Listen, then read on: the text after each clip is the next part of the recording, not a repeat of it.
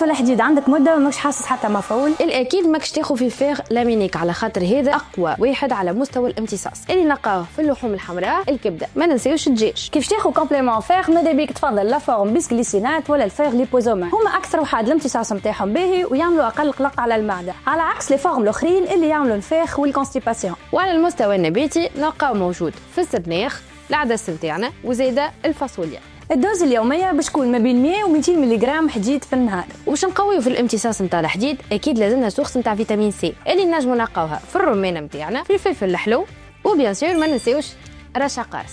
البريس تاع الفيتامين سي باش تكون في نفس الوقت هي والحديد، والدوزه اليوميه باش تكون ما بين 80 و 200 ملغ. ونجمو زاده ناخذوا لي كومبليمون اللي ديجا فيهم لاسوسياسيون بين الحديد والفيتامين سي. وبالطبيعه كيف باش ناكلوا هذوما الكل لازمنا نتجنبوا القهوه والتاي واكيد الحليب ومشتقاته، على الاقل 4 سوايع بعد ما خدينا الحديد. ومحضرين لكم اون كومبينيزون تاع دي غوسيت هيلي فيهم الفيغ والفيتامين سي. حط كومنتير.